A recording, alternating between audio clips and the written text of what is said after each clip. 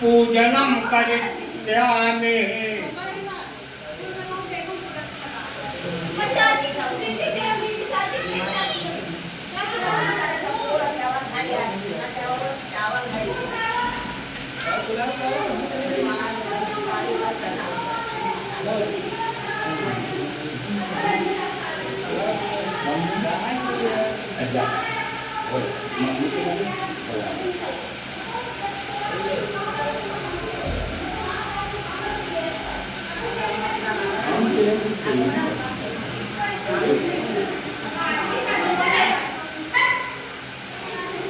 तीन बार जले हो और एक बार का तीन बार एक बार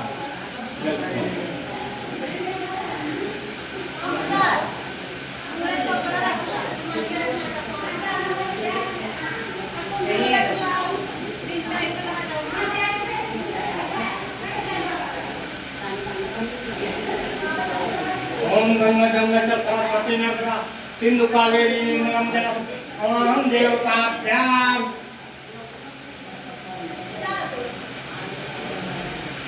जलेताभ्याम स्नानं समर्पयामि। ओम गौरी देवताभ्याम स्नानं समर्पयामि। ओम संकटमोचन स्नानं समर्पयामि। ओम दशग्रीव स्नानं समर्पयामि।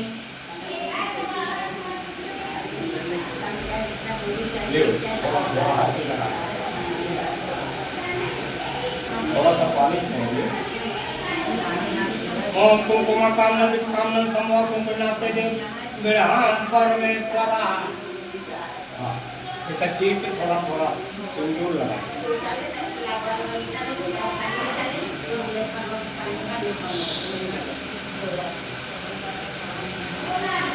ये चावल लगा दो मुद्रा बाबू क्लास yang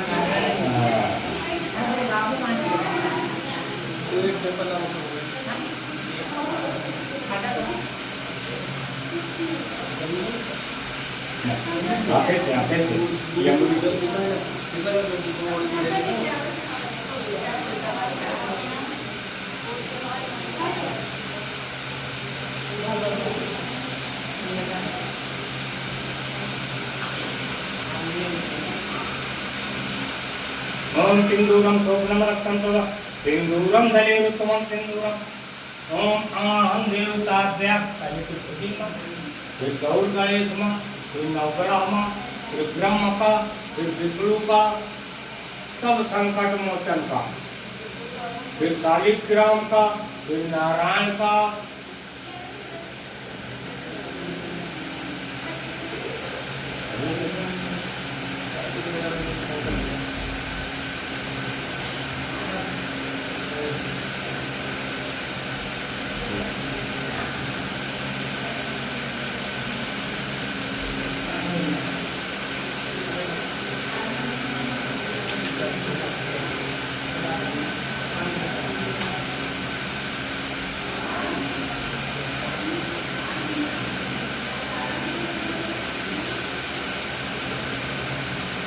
ओम वनस्पतिराजूतभूतो गन्धादयं गन्धो वन्दिताभ्यां धूपं दीपं नैवेद्यं समर्पयामि। ओम अशान्तं सुटेकं मया निवेदितम् अशान्तं अहं देवी देवताभ्यां समर्पयामि।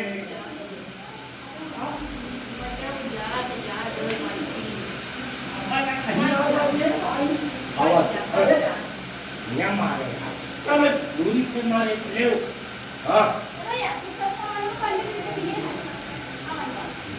baru tu.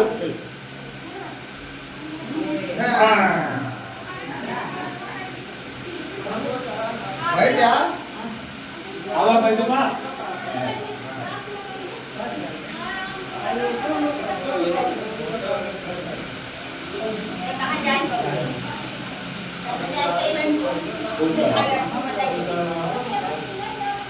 Oh, malnya di itu kan namanya, kue pro malnya di itu tangan देवी देवताभ्यां समर्पयामि।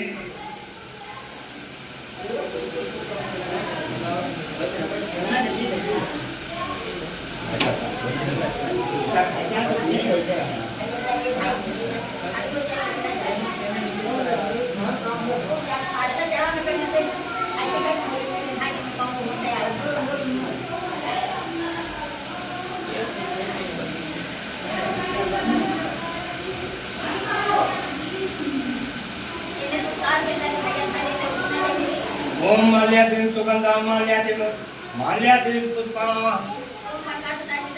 गौरी गणेशाय समर्पयामि।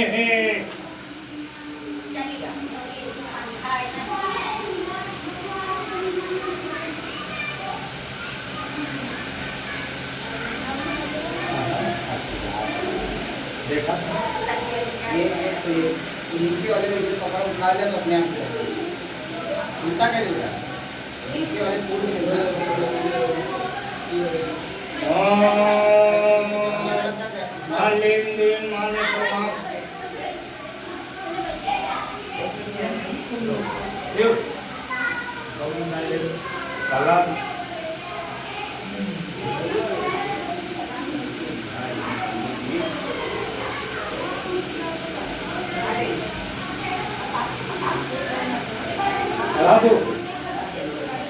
माता हमारा कोई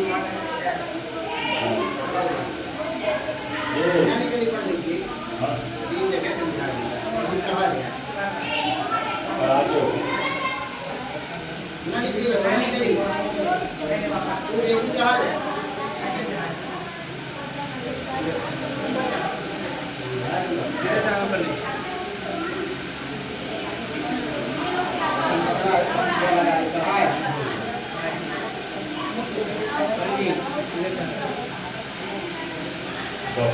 kalau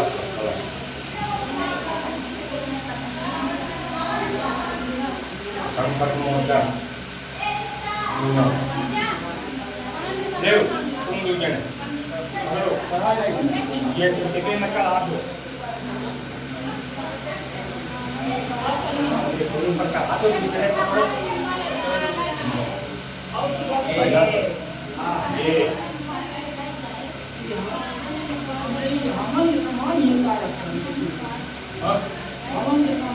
या अरे भाई ने मिल जाएगी परेशान ना हो सब यहीं मिल जाएगी थोड़ा सा चावल नहीं लेना अभी हाँ ले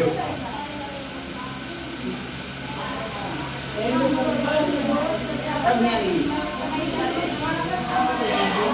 ओम अथांतम सुचेतम मयानि वेतम अथांतम अहं देवी देवताभ्यां समर्पयामि। ऐसे कर लिया क्या हाँ थोड़ा सा मीठा मंगा देता हूँ सब कुछ हल्का ऐसा मीठा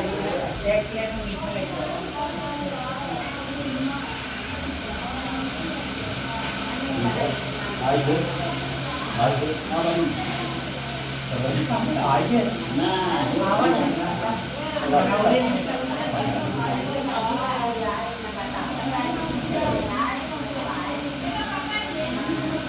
हमका बड़ा लेट कर जाए कोई सामान ही नहीं अब कल कथा हो जाती अब वही हलपुली आधा आधा कहो आधा रोको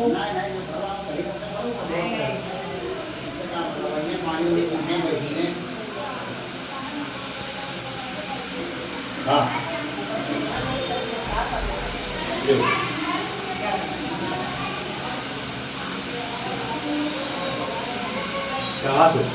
ओम इदं फलं मया निमित्तं देवताभ्यां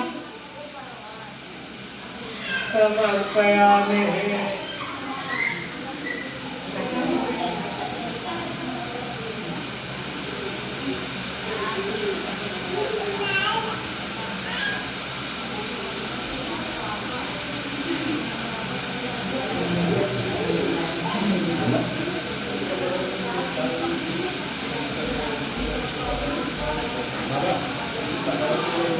हाथ तो हल्ला काम है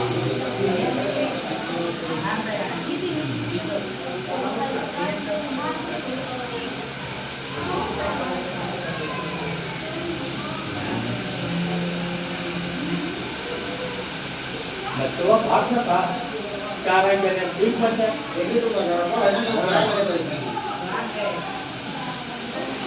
लागे है का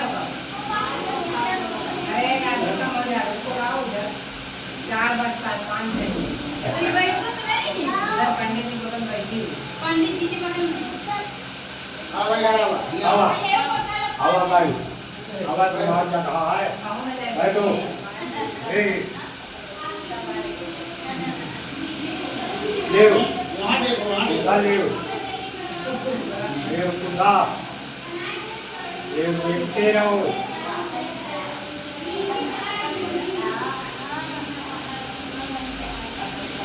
चावल ले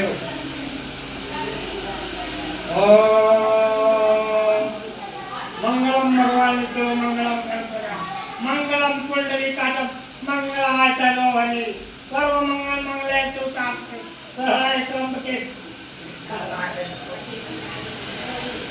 तुम तो करते ऊपर बोलो नहीं जरूरत से पहले फेंक देते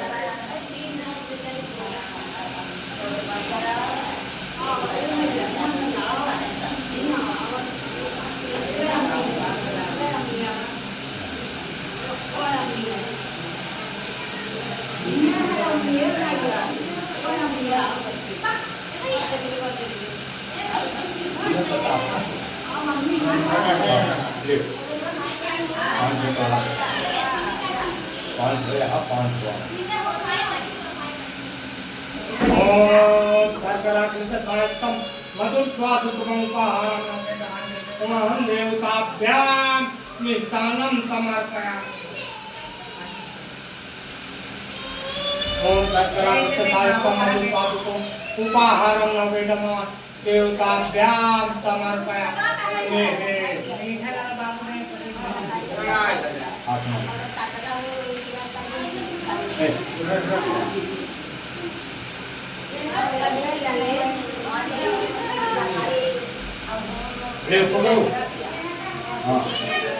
ओम तकराकृत कायतम मधुस्वादुपमुपाहारं उत्तमं वेदं वहं देवताभ्यां मिष्टान्नं समर्पयामि सुजाई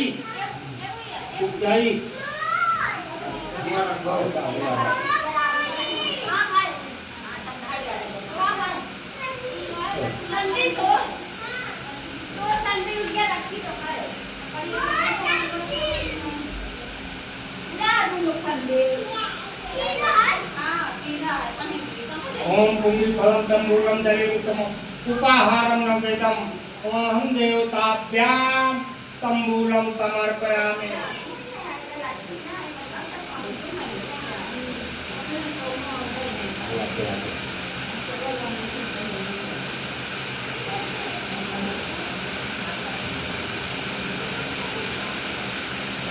अपने पास लगे ठीक है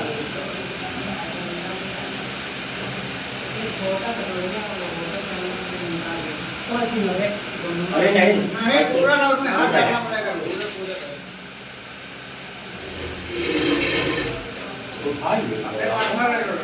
हाँ ये गंगा जल है ना हो चला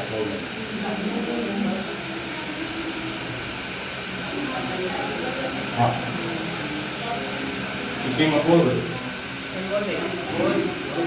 ऐसे करेगा ऐसे बोल के ऐसे करेगा पूरा डुबा दे पूरा डुबा ले हटा लो का ये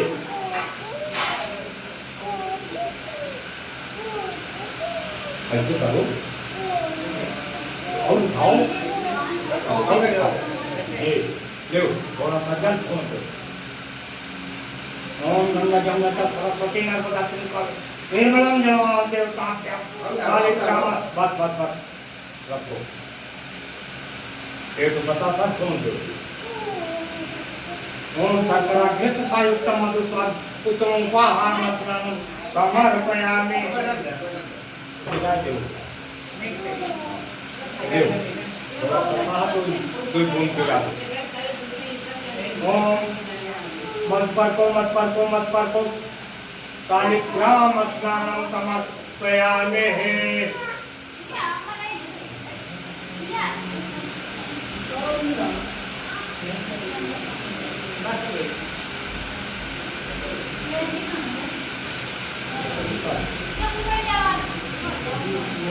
ऊपर छोड़ो, ऊपर खाली पूरा होता है।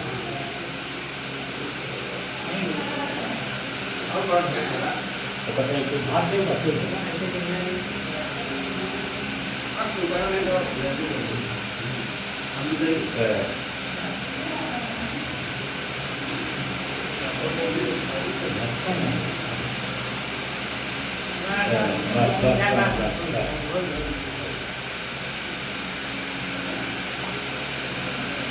तुलसीदास तुम छोड़ो हाँ तो बराबर है हालती में करो। ओम तुलसीदलम स्नानम समर्पयामि। जल को धो जा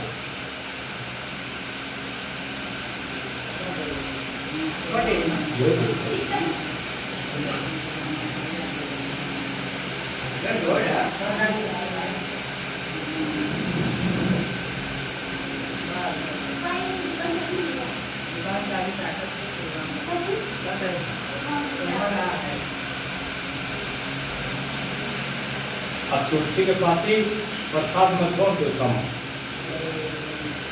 तुम्हारा काम है।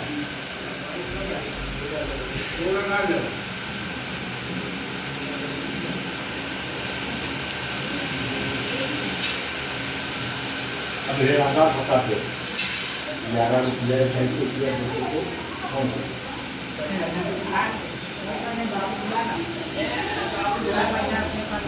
तो दूसरा भी है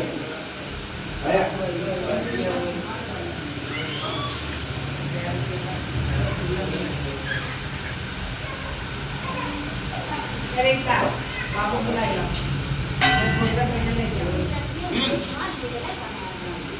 हाँ लो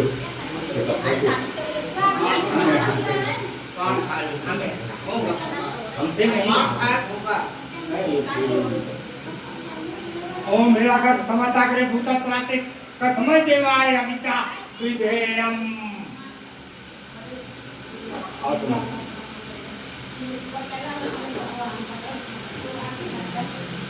ओम सर्वपापम गंगे निर्मलम ओम देवताभ्याम आचमनीयम करिष्यामि।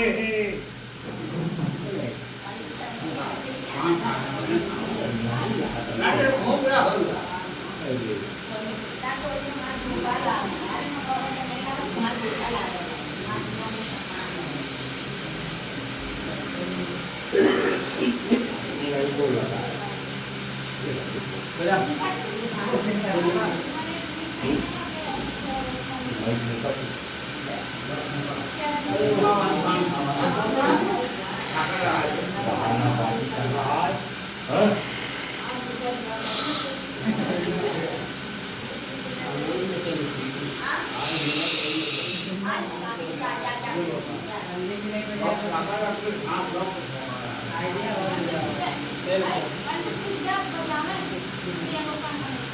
नहीं बदलते हैं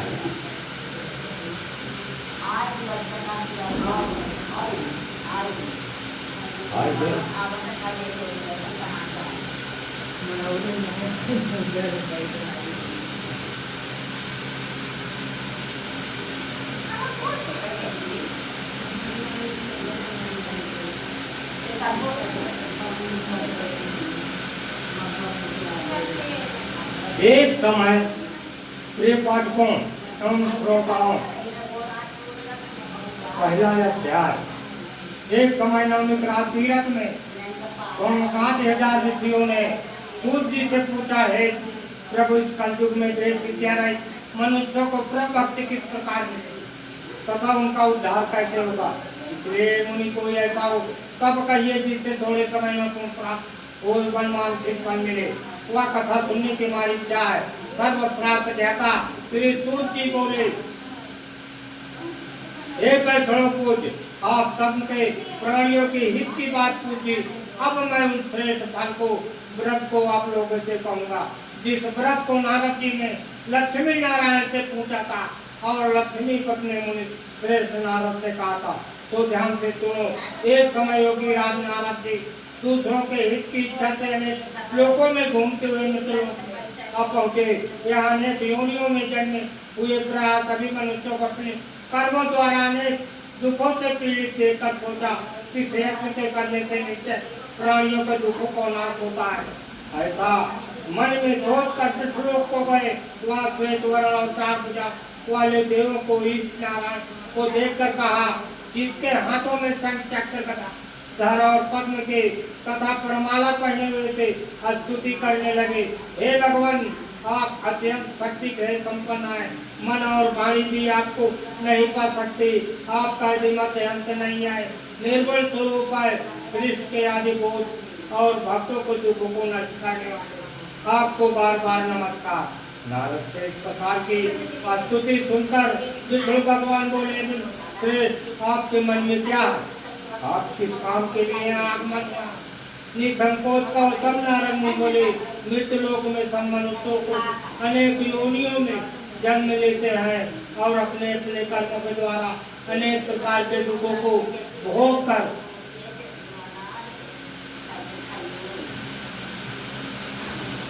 भोगते हैं।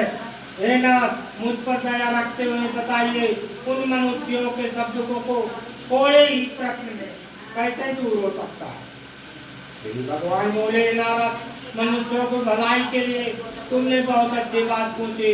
जिस काम को करने से मनुष्य मोह से छूट जाता वही मैं कहता हूँ।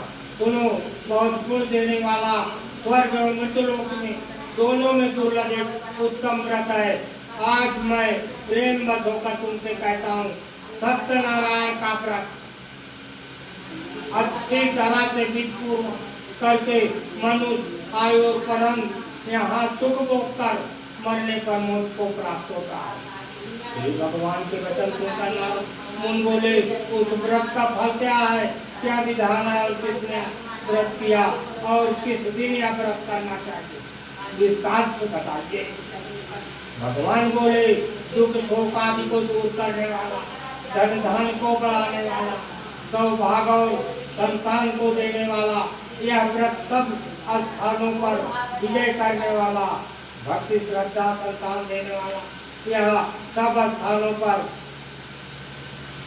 भक्ति श्रद्धा के साथ किसी भी दिन मनुष्य श्री सत्यनारायण को प्रातःकाल समय ब्राह्मणों और बंधुओं के साथ धर्म प्राण होकर पूजा करे।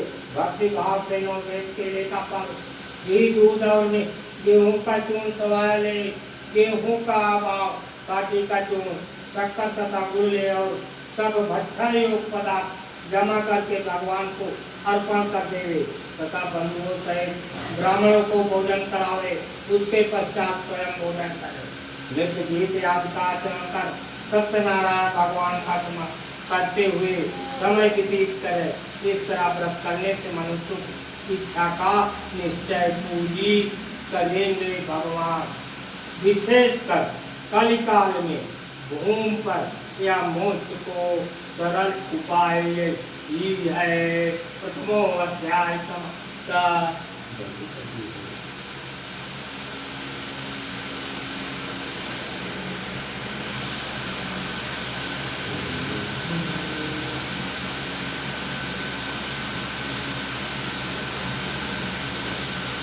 सेवा सत्कार होगा रिश्तेदारों सब आगे के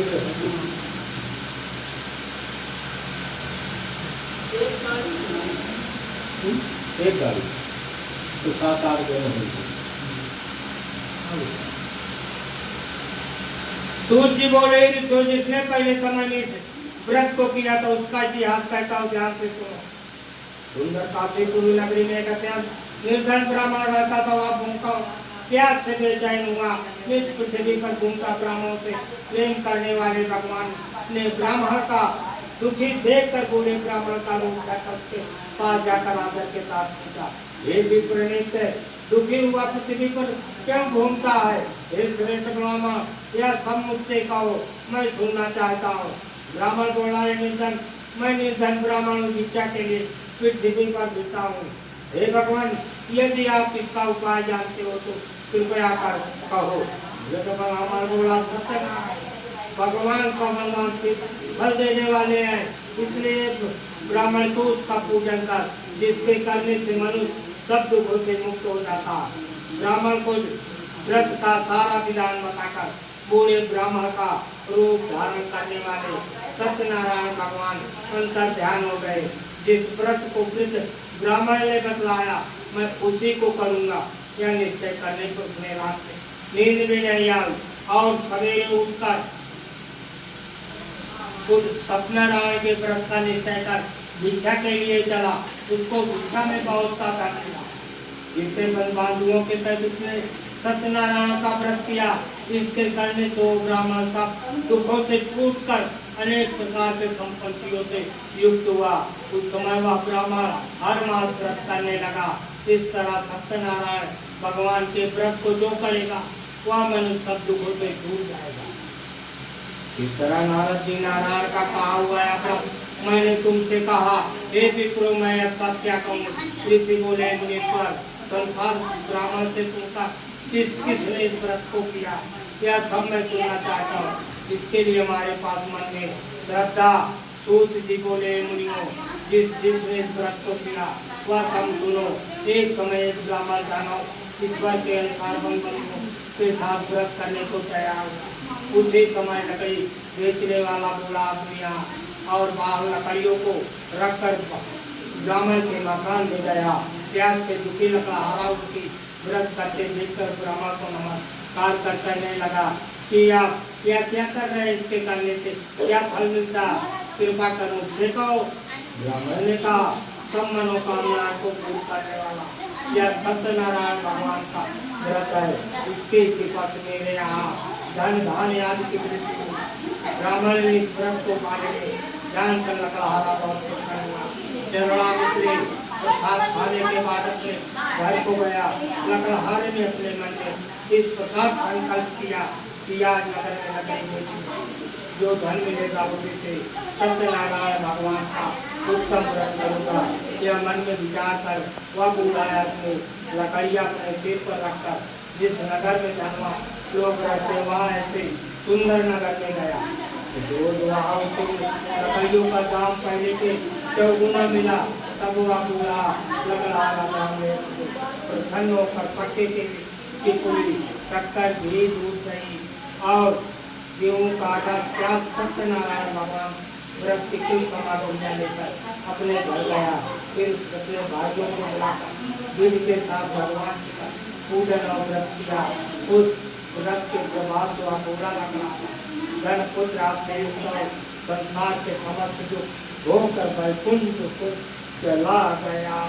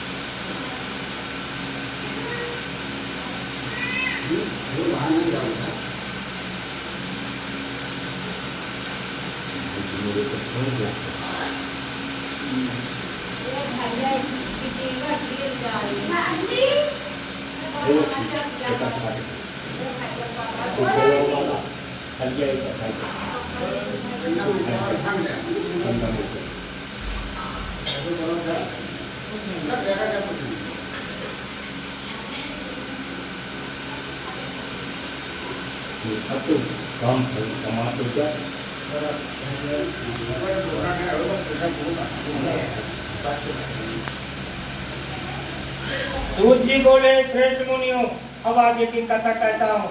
दोनों पहले समय में उल्टा नाम का एक बुद्धिमान राजा था। वह सत्यवक्ता जितेंद्र के बदले प्रतिदिन देवताओं पर जाता तथा गरीबों को धन देकर उनके कष्ट को दूर करता। उनकी पसंद कमल के समान मुख वाली सती सावित्री थी। भद्रशिला नदी के तट पर दोनों ने सत्यनारायण भगवान का व्रत किया। उस समय वहाँ एक साधु बैठा आया। उसके पास व्यापार के लिए बहुत सा वह नाव को किनारे ठहरा करना राजा के पास आ गया और राजा से व्रत करते देखकर विनय के साथ पूछने लगा, हे राजन भक्त युक्त विनय चित्त से आप यहाँ क्या कर रहे हैं? मेरी सुनने की इच्छा है तो आप मुझे बतलाइए। राजा बोला, साथ अपने बंधुओं के पास पुत्रादि के प्राप्ति के लिए यह महाशक्तिमान सत्यनारायण भगवान का व्रत व पूजन किया जा रहा है। राजा के वचन सुनकर साधु आदर से बोला, है राजा मुझसे इसका सब विधान पाओ, मैं भी आपके कथनानुसार व्रत को करूंगा, मेरे भी कोई संतान है। और इसके निश्चय योगी राजा से सब विधान सुनकर व्यापार से निकले तो आनंद के साथ घर गया। साधु ने अपनी स्त्री से संतान देने वाले उस व्रत का समाचार सुना और कहा, जब मेरे संतान होगी तब मैं इस व्रत को करूंगा। साधु ने ऐसे वचन सुनकर अपनी स्त्री लीलावती से कहा, एक दिन उसकी स्त्री लीलावती पति के साथ आनंदित हो संसारिक धर्म में प्रवृत्त होकर सत्यनारायण भगवान की कृपा से गर्भवती हो गई तथा 10वें महीना उसके एक सुंदर कन्या का जन्म हुआ। दिनों दिन वो इस तरह बढ़ने लगी जैसे शुक्र पक्ष का चंद्रमा बढ़ता है। कन्या का नाम कलावती रखा है। तब लीलावती ने मीठे शब्दों में अगले पद से कहा, जो आपने संकल्प किया था भगवान का व्रत करूंगा, अब आप इसे करिए। साधु बोला है कि उसके विवाह को करूंगा। इस प्रकार अपनी पत्नी को आश्वासन दिलवाना को चला गया। कलावती पुत्र ग्राम में वृद्ध हो गई और साधु ने जब अपने नगर में सखियों के साथ अपनी पुत्री को देखा तो दूध बुलाकर कहा, पुत्री के वास्ते कोई वर देख कर लाओ। साधु की आज्ञा पाकर दूध संचय नगर पहुंचकर वहां पर बड़ी खोजबीन करते लड़की के लिए सुयोग वाली पुत्र को ले आया। उस सुयोग लड़के को देखकर साधु ने अपने बंधुओं सहित प्रसन्न से अपने पुत्री का विवाह उसके साथ कर दिया। किंतु दुर्भाग्यवश विवाह के समय वो व्रत को करना भूल गया। तब श्री भगवान को हो गए और श्राप दिया कि समीप स्थित नगर रत्नपुर नगर में गया और वहाँ दोनों सतपुर जमाई चंद्रशेखर राजा के व्यापार करने लगे। एक रोज भगवान सत्यनारायण की माया प्रेरित कोई चोर राजा का धन चुरा कर भागा जाता था, किंतु राजा के दूतों को आकर देखकर चोर ने घबरा कर भागते हुए राजा के धन को वहीं चुपचाप रख दिया जहाँ वो सतपुर जमाई ठहरे हुए थे। जब दूतों ने उस साधु के पास राजा का धन देखा तो वे दोनों भाग कर उसको ले गए और प्रसन्नता के साथ दौड़ते हुए राजा के समीप जाकर बोले, या तो हम पकड़ कर लाए हैं, कृपया आज्ञा दे। तब राजा की आज्ञा से उनको कठोर कारावास डाल दिया। उनका सब धन छीन लिया गया। सत्यनारायण भगवान के श्राप उन दोनों पत्नी को भी घर पर बहुत दुखी हुई। घर पर जो धन रखा था तो उनका चुरा ले गए।